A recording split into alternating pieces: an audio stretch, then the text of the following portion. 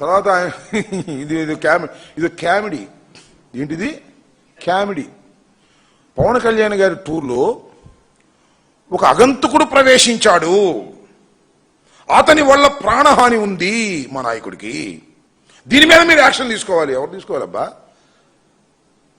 అంటే ప్రభుత్వం ఫెయిల్యూరా?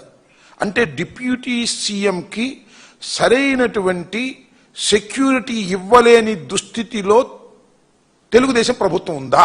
నా ప్రశ్న. డిప్యూటీ సీఎంకి సరైన సెక్యూరిటీ ఇచ్చేటటువంటి పరిస్థితుల్లో కూటమి ప్రభుత్వం లేదా అని నా ప్రశ్న. దాని మీద ఎంక్వైరీ చేయమంటాడు ఆయన. వాడెవడో పాపం ఏదో రామరాజ సిన్హా అని ఒక వీడియో పెట్టాడు, చూసారా మీరు? అయ్యా, నేను పవన్ కళ్యాణ్ గారి అభిమాని అండి, ఆయన చూడటానికి వెళ్తున్నాను. చూడటానికి వచ్చి చూసి భయపడతాడు, నాకు అర్థం కాదు. నేను చూడటానికి వెళ్ళానండి, ఆయన అభిమాని అండి, ఇప్పుడు 15 సార్లు బ్లడ్ ఇచ్చారండి చిరంజీవి గారి దానిలో అని చెబుతాడు ఆయన. తొందరపడి ఎందుకు ఈ కంప్లైంట్స్ నాకు అర్థం కాల. ఏమిటి మీ కంగారు, ఏమిటి మీ వ్యవహారం ఏంటి? చాలా తప్పు నాయన ఇది. నీకు సెక్యూరిటీ ఇవ్వాల్సినటువంటి బాధ్యత ఈ ప్రభుత్వానిది, నీదే. మళ్ళీ మాట్లాడితే ప్రభుత్వం అంటే ఎవరిది? నీదేగా. You are deputy CM. Of course deputy CM అంటే కేవలం ఫోటో పెట్టుకోవడానికి డిప్యూటీ సీఎం అనే విషయం ప్రపంచానికి తెలుసు. కానీ నువ్వు డిప్యూటీ సీఎం కదా, నీ సెక్యూరిటీ గురించి ఇంత రాద్ధాంతం చేస్తావు, నాకు అర్థం కాల. పద్ది ఇంతేనా? జయసూర్య అనేవాడిని వాడిని డిఎస్పీని ట్రాన్స్ఫర్ చేయాలి, వాడు అవినీతి పడు, అది ఇది డ్యామ్ డూమ్ టుష్క్ అన్నారు, వాడికి అవార్డు ఇచ్చారు. వీడేమో డ్యామ్ డూమ్ టుష్క్ అన్నారు, అయ్యా నేను మీ అభిమాని అంటున్నాడు ఈయన. ఏంది ఈ కామెడీలు? దండం పెడతాం స్వామి, ప్రచారం కోసం కామెడీలు చేయమాకండి. నిజంగా మీకు ప్రాణహాని ఉంటే తక్షణమే ప్రభుత్వం వారికి పూర్తి రక్షణ కల్పించాలి. చంద్రబాబు నాయుడు గారి కన్నా ఎక్కువ రక్షణ ఇవ్వమని మనకు అభ్యంతరం లేదు. ప్రాణాలు అవి మామూలు కావు. అందులోనూ ఒక ప్రజానాయకుడు, ఆయన గెలిచాడు, ముఖ్యమంత్రి, ఉప ముఖ్యమంత్రి, ఆయన ప్రాణాలకు రక్షణ ఇవ్వవలసిందే. ఎవరు చేసినా తప్పే. వాడు మా వైఎస్ఆర్సీపీ కార్యకర్త అయినా సరే చంపడానికి ప్రయత్నం చేస్తే తప్పు. వాడే దానిలో దొరబడ్డా. వైసీపీ కార్యకర్త చొరబాటు అని పెట్టాడు ఒక టీవీలో. చొరబాటు అంటే ఏంటో మరి నాకు అర్థం కాల. అంటే బార్డర్లో పాకిస్తానీలు చొరబడినట్టుగా ఉగ్రవాదులు చొరబాటులాగా పెట్టారు. ఎందుకైంది అంత పెద్ద పెద్ద హెడ్డింగ్లు పెట్టి చంపేస్తారు? అసలు అక్కడ ఏం జరిగింది? వాడేం, అయ్యా నేను, నా పేరు రామరాజ సిన్హా, నేను పవన్ కళ్యాణ్ గారి అభిమాని, చిరంజీవి గారి బ్లడ్ బ్యాంకులో 15 సార్లు బ్లడ్ ఇచ్చాను, ఆయన ఏదో చూడటానికి వెళ్ళాను బాబు అని ఆడుబతిని ఆడుతున్నాడు. ఎందుకు ఈ క్యామిలీలు చేస్తారు నాకు అర్థం కాదు. సీరియస్ గా ఉన్నటువంటి రాజకీయాల్లో క్యామిల్ చేసి ఈ రకంగా ప్రచారం పొందేటువంటి కార్యక్రమం చేస్తున్నారు. ఇది చాలా దురదృష్టకరమైనటువంటి పరిణామంగా నేను భావిస్తున్నాను. ఇప్పటికైనా పవన్ కళ్యాణ్ గారు కాస్త తెలుసుకొని ఎవరి మీద కంప్లైంట్ ఇవ్వాలో, ఎవరి మీద కంప్లైంట్ ఇవ్వకూడదో తెలుసుకోండి. దారిపోయే మీకు కోపం వచ్చిన వాడు అందరి మీద కంప్లైంట్ ఇస్తే ఆ కంప్లైంట్ ఇచ్చిన వాళ్ళందరూ చాలా గొప్పవాళ్ళుగా పేరు ప్రఖ్యాతులు పొందుతున్నారు. మీరు కంప్లైంట్ ఇచ్చినటువంటి జయసూర్య ఆయన అద్భుతమైనటువంటి పోలీస్ ఆఫీసరు, ఈయనకి అవార్డు ఇవ్వాల్సిందే అని కేంద్ర ప్రభుత్వం ఇచ్చేసింది. ఈయన మీద నువ్వు ఏదో వైఎస్ఆర్ కాంగ్రెస్ పార్టీ కార్యకర్త చొరబడ్డా అంటే, కాదు బాబు మేము నీ భక్తుడు ఆయన చెబుతున్నాడు. ఏదైనా పని చేసేటప్పుడు కాస్త తెలుసుకుని చేస్తే మంచిదని నాది ఒక ఉచిత సలహా. పాటిస్తే పాటించమండి, లేకపోతే లేదనండి, మనకేం అభ్యంతరం లేదు. అదేనండి కాకుల్ని కొట్టి గెద్దలకు పెట్టమంటే. కాకుల్ని కొట్టి గెద్దలకు పెట్టమంటే అదే. చిన్న చిన్న రైతుల్ని కొట్టి పెద్ద పెద్ద కమిషన్లు ఇచ్చే వాళ్ళకి భూములు ఇచ్చి కమిషన్లు కొట్టేటువంటి అది చంద్రబాబుకు తెలిసిన విద్య. కాకుల్ని కొట్టి గెద్దలకు పెట్టేటటువంటి కార్యక్రమంలో ఇవాళ రాజధాని వ్యవహారం ఉంది. ఇది విషయం. వాళ్ళు త్యాగదనులు అని కూడా చంద్రబాబు నాయుడు గారు పలు సందర్భాల్లో చెప్పారు. దాంతోపాటు ఇంకా ప్రభుత్వ భూములు, ఫారెస్ట్ భూములు కలిపి మొత్తం 50,000 ఎకరాలు పూర్తయిపోయింది. ఇక వరల్డ్ క్లాస్ నెంబర్ 1 రాజధాని 50,000 ఎకరాల్లో నిర్మాణం ప్రారంభమవుతుందని చెప్పి చంద్రబాబు నాయుడు గారు అప్పుడు చెప్పారు. ఆ రోజున ఎప్పుడూ కూడా మళ్ళీ ఇంకొక దశ ఉందని కానీ, మళ్ళా కొంత భూమిని మేము సేకరించవలసిన అవసరం ఉందని కానీ ఎప్పుడు చెప్పలా. 50,000 కోట్లతో అద్భుతమైన నగరాన్ని, వరల్డ్ క్లాస్ టౌన్ ని నిర్మించబోతున్నాము.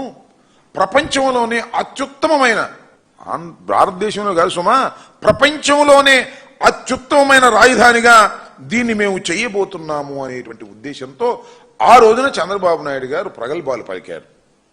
చంద్రబాబు నాయుడు గారు అధికారంలోకి వచ్చిన తర్వాత ఇప్పుడు చూస్తుంటే కథ ఏంటో చూశారు కదా మీరు. మళ్ళీ ఒక 20,000 ఎకరాలు కావాలంటున్నాడు.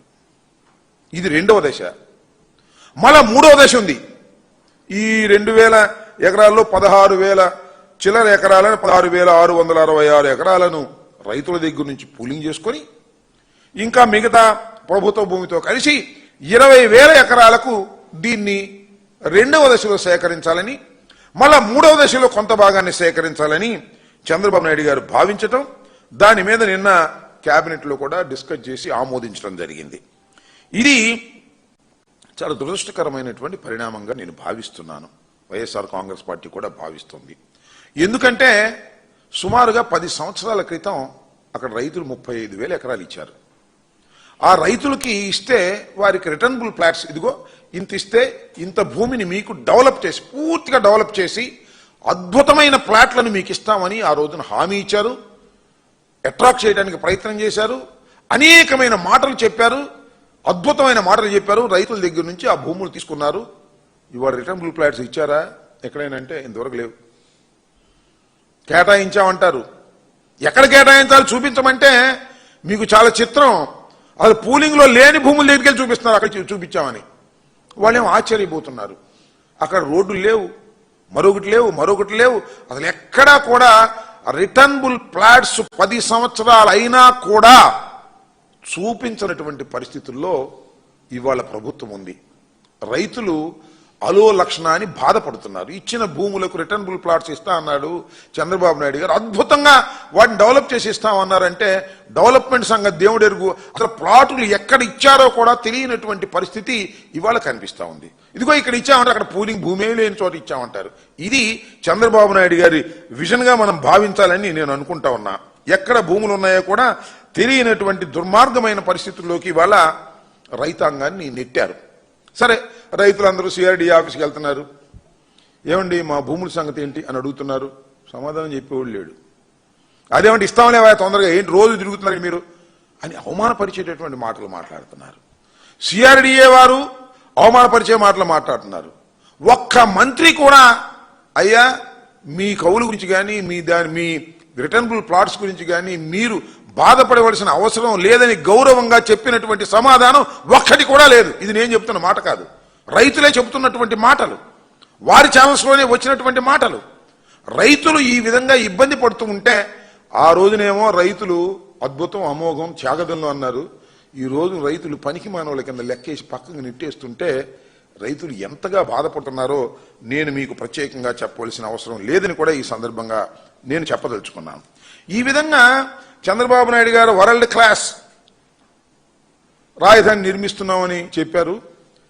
మరి ఇవాళ మీరు చూశారంటే ఒకసారి చాలా ఆశ్చర్యకరమైన మాట మాట్లాడుతున్నాడు చంద్రబాబు నాయుడు గారు. సరే, ఇలాంటి మాటలు మాట్లాడతాం చంద్రబాబు నాయుడు గారికి అలవాటే. 50,000 ఎకరాల్లో అద్భుతమైన రాజధాని నిర్మిస్తామని చెప్పినటువంటి చంద్రబాబు నాయుడు గారే ఆ నోరో తాటి పట్టో నాకు తెలియదు కానీ ఇవాళ 50,000 ఎకరాలతో పని అవుతండి. 50,000 ఎకరాలు అంటే ఒక మున్సిపాలిటీ అయిపోద్ది. వరల్డ్ క్లాస్ కాదు, అప్పుడేం వరల్డ్ క్లాస్ అయితే చెప్పాడు 50,000తో. వరల్డ్ క్లాస్ కాదు అని చెప్పాడు. ఇవాళ మళ్ళా ఇంకో 50,000 ఎకరాలను మనం ఎక్వైరీ చేస్తే తప్ప ఇది వరల్డ్ క్లాస్ గా తీర్చిదిద్దడం కుదరదు కాబట్టి మళ్ళా ఒక 20,000కి మళ్ళా పిలిచేటటువంటి కార్యక్రమం చేస్తాం అనేటువంటి మాట మాట్లాడుతున్నారు. చాలా దుర్మార్గం అని ఈ సందర్భంగా నేను మనవి చేస్తున్నా. చంద్రబాబు నాయుడు గారు అమరావతిని అడ్డం పెట్టుకుని దోచుకునే కార్యక్రమం తప్ప మరొకటి కాదు. అతి దారుణంగా డబ్బు సంపాదించుకునే కార్యక్రమంలో ఇవాళ చంద్రబాబు నాయుడు గారు అమరావతిని వాడుకుంటున్నటువంటి పరిస్థితి చాలా బాధ కలిగిస్తున్నటువంటి అంశం అని కూడా ఈ సందర్భంగా నేను చెప్పదలుచుకున్నాను. చంద్రబాబు నాయుడు గారు మీకు గుర్తుందో లేదో, మొదటి దశలో తీసుకున్నటువంటి ప్రాంతానికి మొట్టమొదటి 50 ఎకరాలు 35,000 రైతులు ఇచ్చిన దాని మీద సుమారుగా 1,00,000 కోట్లు ఖర్చు పెట్టాలని ఆ రోజుని చెప్పారు. దానిలో చంద్రబాబు నాయుడు గారు ఏం చేశారంటే 5,587 కోట్లు మాత్రమే టెండర్లు పిలిచారు. ఫస్ట్ దశలో ఆయన అధికారంలో ఉన్నప్పుడు 5,587 కోట్లకు టెండర్లు పిలిచారు. 4,000 అవి పనులేమో పూర్తి చేశారు. దానిలో 4,318 కోట్లు మాత్రమే బిల్లులు చెల్లించారు. 1,00,000 కోట్లు ఖర్చు పెడతామని చెప్పేసి కేవలం 4,318 కోట్లు ఖర్చు పెట్టారు.